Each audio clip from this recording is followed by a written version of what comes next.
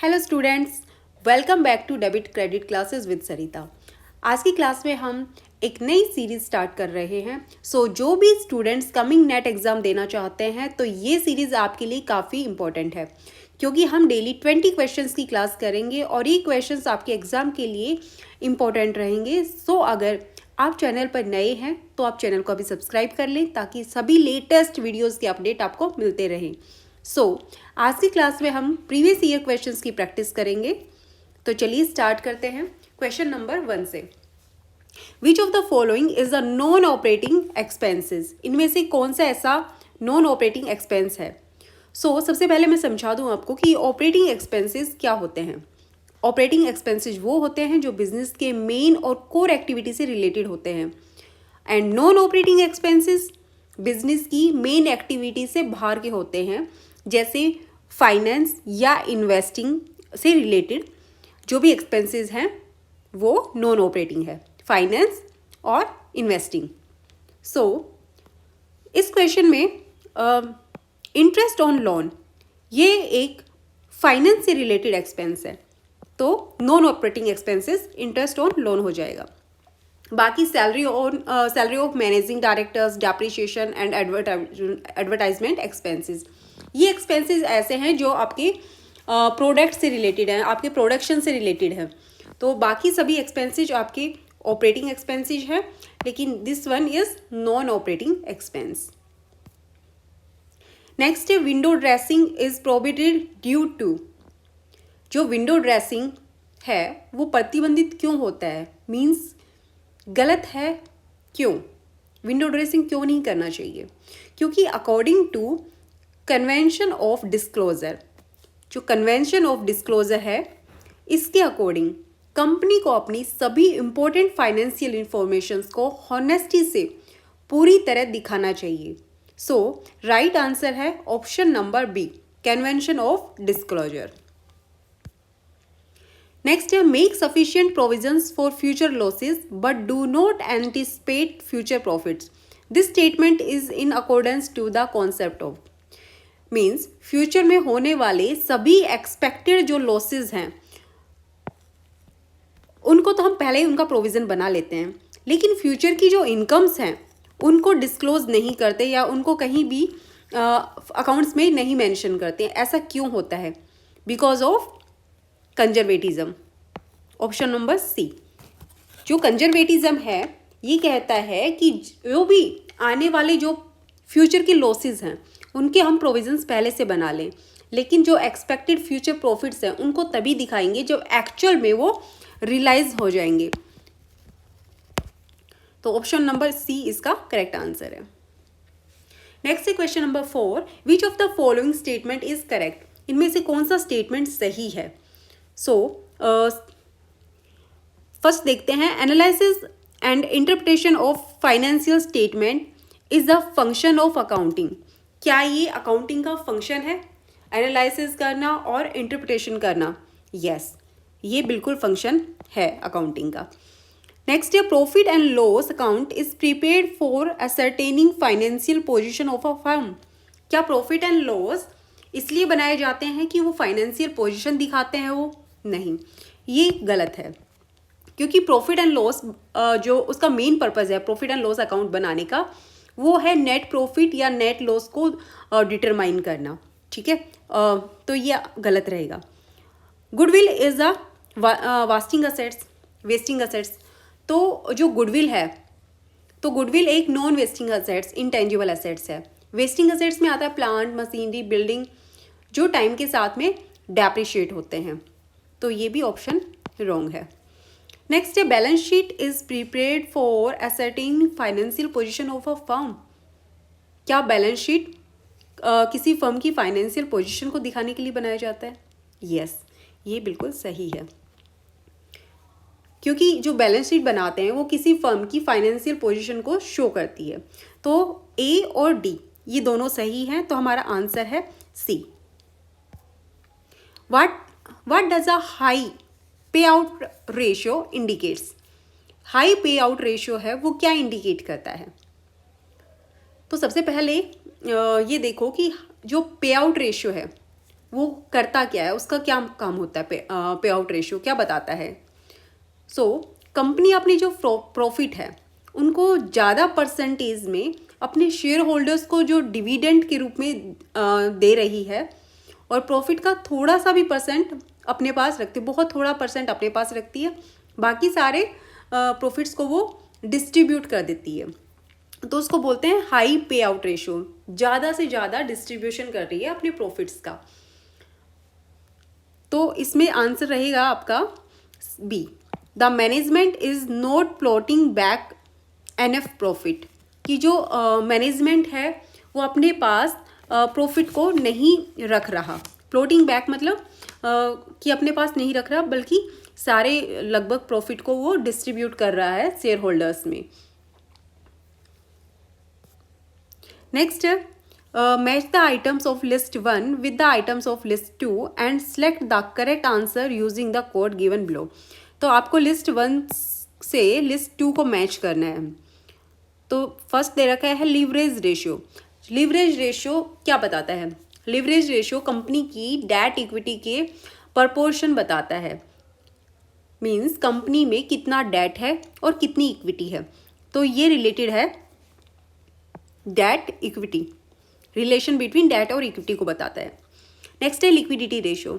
Liquidity जो ratio है वो कंपनी की शॉर्ट टर्म ऑब्लिगेशंस को पूरा करने में कितना कैपेबल है, ये बताएगा कि कंपनी की जो शॉर्ट टर्म ऑब्लिगेशंस है उनको कितने टाइम में वो पूरा कर देता है। तो शॉर्ट टर्म सोल्वेंसी को बताता है लिक्विडिटी रेशियो।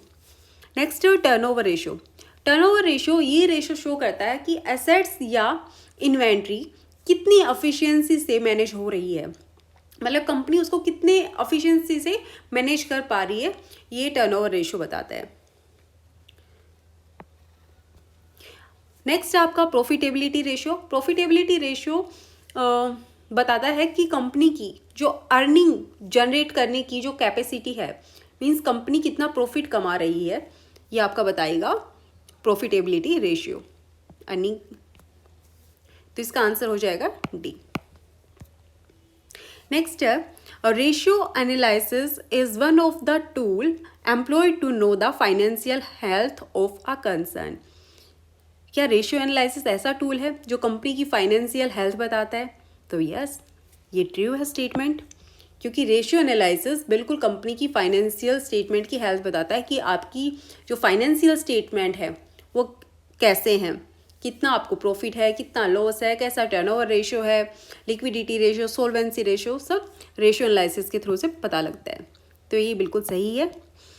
रीज़न है इसका, ratio analysis is not the only technique available to take investment decision.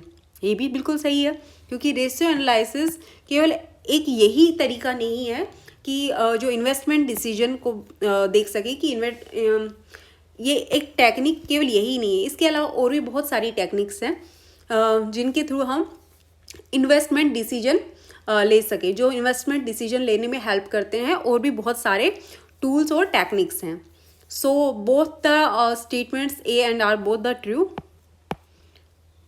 तो इसका आंसर रहेगा B, A and R true, but R is incorrect explanation of A, पर इसका एक्सप्लेनेशन नहीं है ये। नेक्स्ट है which one of the following will not affect the working capital. कौन सा इनमें से ट्रांजैक्शन है जो वर्किंग कैपिटल को अफेक्ट नहीं करता? मीन्स जो करंट एसेट्स और जो करंट लायबिलिटीज़ हैं उनको चेंज नहीं करता। तो फर्स्ट है realization of cash from debtors. जब कैश हमें डेटर्स से कैश मिलता है तो पहली बात तो डेटर्स और कैश दोनों करंट एसेट्स में आते हैं। तो एक साइड से डेटर्स से पैसा रिकवर हो रहा है और कैश में कन्वर्ट हो रहा है, तो ये करंट एसेट्स में ही है ना, मतलब करंट एसेट्स में तो कोई चेंज नहीं होगा क्योंकि दोनों करंट एसेट्स के आइटम हैं। वर्किंग कैपिटल में तब चेंज होता है जब एक नॉन करंट हो और दूसरा करंट हो। जैसे नॉन करंट एसेट्स का करंट एसेट्स में कन्वर्ट होना, तो आपका उसमें वर्किंग कैपिटल चेंज होती है। तो इससे वर्किंग कैपिटल पे कोई इफेक्ट नहीं पड़ेगा फर्स्ट में, तो इसका आंसर ए आएगा। Next, which of the following is the deferred revenue expenditure. Deferred revenue expenditure. तो सबसे पहले देखते हैं कि डेफर्ड रिवेन्यू एक्सपेंडिचर होते क्या हैं। सो डेफर्ड रिवेन्यू एक्सपेंडिचर का मीनिंग है ये वो खर्चे होते हैं जो रिवेन्यू नेचर के हैं, मीन्स जो नॉर्मल बिजनेस एक्सपेंसेस हैं, लेकिन इनका जो बेनिफिट है वो मल्टीपल अकाउंटिंग पीरियड तक मिलता रहता है। सो जो ऑप्शन बी है, इसका ऑप्शन बी करेक्ट है। एक्सपेंसेज ऑन मेगा एडवर्टाइजमेंट, जो एडवर्टाइजमेंट एक्सपेंस है वो एक डेफर्ड रिवेन्यू एक्सपेंडिचर है, क्योंकि जब भी एडवर्टाइजमेंट कराई जाती है तो उसका बेनिफिट मल्टीपल ईयर्स तक मिलता रहता है। तो answer B is correct. Next है identify the true statement of the following. कौन सा इसमें से ट्रू स्टेटमेंट है देखना है। Balance sheet is always prepared from the point of view of the business but not from that of the owner. बिल्कुल सही है, क्योंकि जो बैलेंस शीट बनाई जाती है वो बिजनेस के पॉइंट ऑफ व्यू से बनाई जाती है, ओनर के पॉइंट ऑफ व्यू से नहीं बनाई जाती। नेक्स्ट है the financial relationship of the business to its owner is shown in the balance sheet. Financial relation of the business to its owner is showing in balance sheet, नहीं, ये true नहीं है, क्योंकि जो ये बताता है कि जैसे कैपिटल और जो ड्राइंग है तो ये दोनों ही बिजनेस में शो होते हैं, तो ये सही है, ये नहीं राइट है। क्या balance sheet is always related to a period of time, ये गलत है। ये पीरियड ऑफ टाइम से रिलेटेड नहीं होती है, ये किसी स्पेसिफिक डेट पे बनाई जाती है। बैलेंस शीट एक स्पेसिफिक डेट पे बनाई जाती है, जैसे 31 मार्च, एज ऑन 31 मार्च। तो पीरियड ऑफ टाइम की नहीं होती, स्पेसिफिक डेट की होती है। तो इसमें आंसर 1 और 2 करेक्ट है और आंसर 3 ये इनकरेक्ट है। Next match list 1 with the list 2, select the correct answer using the code given below. तो लिस्ट 1 को लिस्ट 2 से मैच करना है। तो सबसे पहला आइटम है गुडविल ऑफ अ कंपनी। तो जो गुडविल होती है उसको कंपनी में कंपनी की जो बैलेंस शीट है, तो बैलेंस शीट पे कौन से हेड के अंडर आती है। तो गुडविल हमेशा आपकी आएगी non current assets. Non current assets मतलब फिक्स्ड एसेट्स, और नॉन ये इंटेंजिबल फिक्स्ड एसेट्स होती है, तो आपका इस हेड के अंदर आ जाएगी। नेक्स्ट है overdraft. Overdraft bank short term loans देता है कंपनी या किसी भी ऑर्गेनाइजेशन को, शॉर्ट टर्म लोन। तो शॉर्ट टर्म जो लोन होते हैं वो आते हैं करंट लाइबिलिटीज़ में, तो इसको हम करंट लाइबिलिटीज़ में इसको शो कर देंगे। नेक्स्ट है प्रीलिमिनरी एक्सपेंसेस। जो प्रीलिमिनरी एक्सपेंसेस होते हैं ये कंपनी की फॉर्मेशन के टाइम वाले एक्सपेंसेस होते हैं, सो इन्हें फिक्टिटियस एसेट्स के अंडर शो करेंगे। नेक्स्ट है premium on issue of shares. Premium on issue of share, तो ये कंपनी के पास एक रिजर्व फंड के अंडर होते हैं। सो जब भी शेयर्स प्रीमियम पे इशू किए जाते हैं तो कंपनी को जो प्रीमियम अमाउंट मिलता है उसको हम रिजर्व एंड सरप्लसेस के अंडर में शो करेंगे। तो इसका आंसर है ए। नेक्स्ट क्वेश्चन है schedule 3 part 2 of the Companies Act 2013 deals with which of the following। किसके अंडर आता है शेड्यूल 3 पार्ट 2? ये आता है, इसके अंडर आती है balance format of profit and loss account. और जो पार्ट 1 है, तो पार्ट 1 में आता है आपका बैलेंस शीट और पार्ट 2 में आएगा प्रॉफिट एंड लॉस। इसके क्वेश्चंस बहुत आते हैं। नेक्स्ट क्वेश्चन है, चलो नेक्स्ट क्वेश्चन स्टार्ट होने से पहले मैं एक बार आपसे बता दूं कि अगर आपको वीडियो रिलेवेंट लग रही है और आपको लग रहा है कि हाँ इससे बेनिफिट है, तो प्लीज़ चैनल को सब्सक्राइब कर लें और वीडियो को लाइक कर लें, क्योंकि जब चैनल सब्सक्राइब करेंगे तभी आपको नेक्स्ट वीडियो के अपडेट मिलते रहेंगे। सो चलिए अब नेक्स्ट 13 क्वेश्चन करते हैं। Personal transaction of the owner of the business are not recorded in the books. Yes true. Personal expenses तो उसमें नहीं, इसमें क्या कह रहा है, ओनर के पर्सनल ट्रांजैक्शन बिजनेस की बुक्स में रिकॉर्ड नहीं किए जाते। सही है। और रीज़न क्या है? According to the business entity concept each business enterprises is considered as an accounting unit separate from owner. ये भी ठीक है, क्योंकि बिजनेस और बिजनेस एंटिटी और जो ओनर है वो दोनों सेपरेट पर्सन है। तो बिल्कुल सही है। तो इसका आंसर ए आएगा। A and R both are correct और R is the correct explanation of the A. Next है which of the following is deferred revenue expenditure. ये रिपीट हो गया, जो ये हमने किया था, इसका आंसर बी आएगा। Expenses on mega advertisement campaign while launching the new product. तो एडवर्टाइजमेंट जो एक्सपेंस है वो आपका डेफर्ड रिवेन्यू एक्सपेंडिचर है। नेक्स्ट है X limited has liquid ratio 2:1 if the stock is 40,000 and its current liabilities are 1 lakh, its current ratio will be। तो current ratio क्या होगा? तो लिक्विड रेशियो दे रखा है और तो इसमें हम इसका फॉर्मूला होता है लिक्विड रेशियो का, liquid assets divide by current liability. तो लिक्विड रेशियो है 2:1 का, करंट लायबिलिटीज 1 लाख की दे रखी हैं, तो लिक्विड एसेट्स कितनी आ गई हमारे पास 2 लाख। और करंट एसेट्स कैसे निकालेंगे, 2 लाख को प्लस कर देंगे इसमें 40,000 स्टॉक का अमाउंट, तो करंट एसेट्स आ गई हमारी 2,40,000।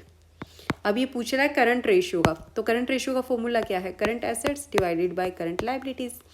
तो करंट एसेट्स हमारे पास है 2,40,000 की और करंट लायबिलिटीज़ है 1 लाख की, तो current ratio is 2.4 times, option B. Next है which of the following ratios are taken into consideration by banker before sanctioning the loan.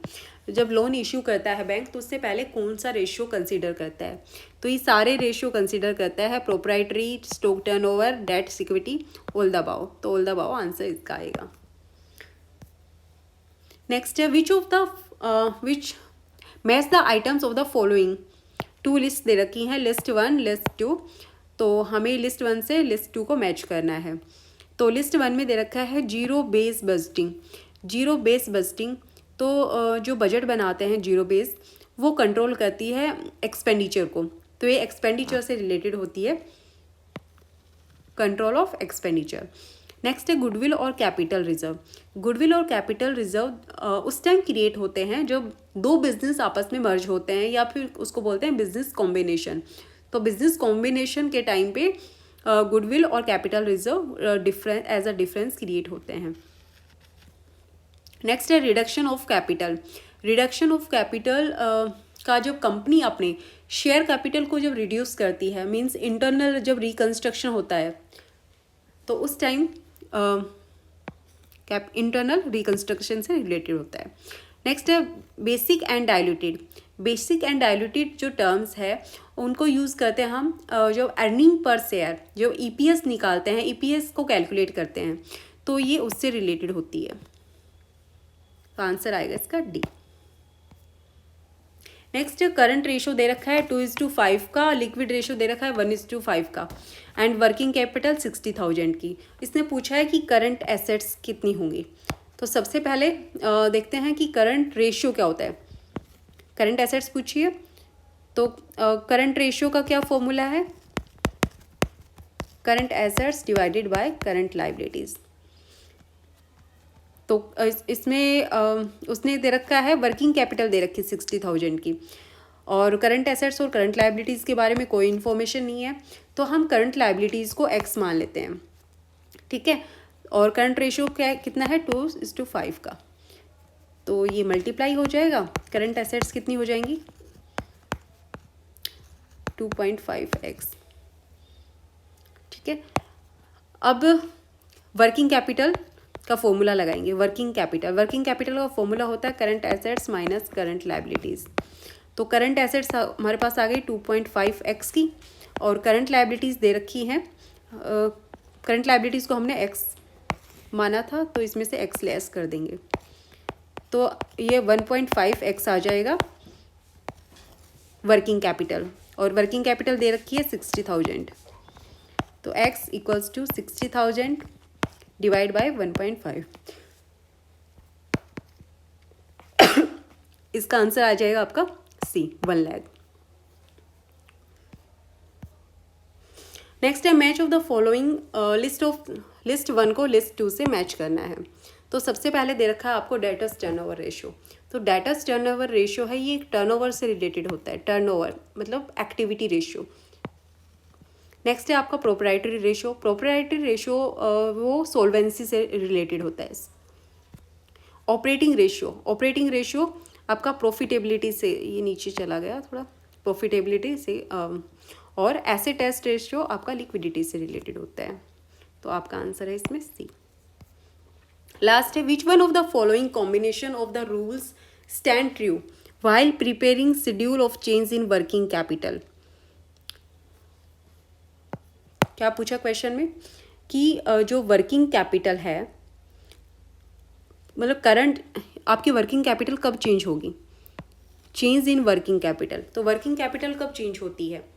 And increase in current assets increase in working capital.